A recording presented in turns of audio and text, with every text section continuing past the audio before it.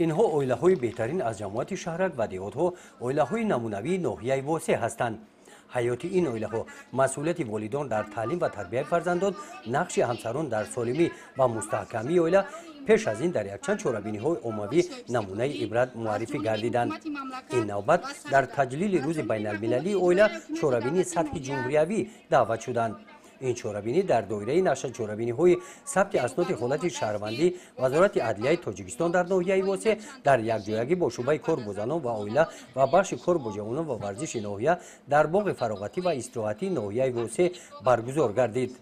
در قسمت رسمی چهاربینی در برآمد معروضاتچیان قید گردید که سهم جماعت‌ها شخصان روزگار دیده و با اشتراک آنها برگزار نمودن چهاربینی‌های عمومی در تشکیل و مستحکمی اویله‌ها و پیشگیری پاشخوری اویله‌ها نقش مهم گذاشته است.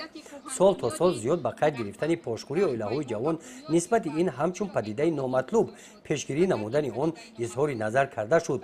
با وجود کمبودی‌ها از موفقیت و دستاوردها در این سمت نتیجه گیری گردید.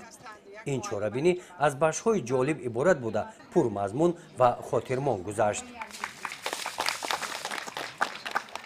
بخش ثبت اسناد حالت شهروندی بخشیده بر روز اویله و 36 نفر کودکان نوزاد شهادتنامه تولد و تحفه‌ها و 6 نفر کودکان و 6 نفر اویله‌های جوان که مراسم عقد نکاحشان برگزار گشته شهادتنامه عقد نکاح و تحفه‌ها سپاریده شد. در قسمت سوال و جواب از تجربه اویله‌های روزگار دیده اشتراکچیان از تجربه حیات اویله‌داری خود آمد و ناآمدی‌ها موقع صبر و تحمل در حیات اویله‌داری نقل کرده به سوال‌های جوانان جواب دادند.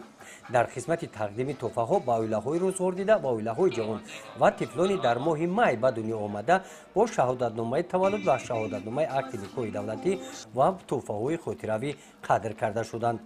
در قسمت فرهنگی چهاربینی کارمندان بخش فرهنگی ناحیه با سرودهای وطن دوستانه خاطر اشتراکچیان چهاربینی را باز هم بالیده گردانیدند.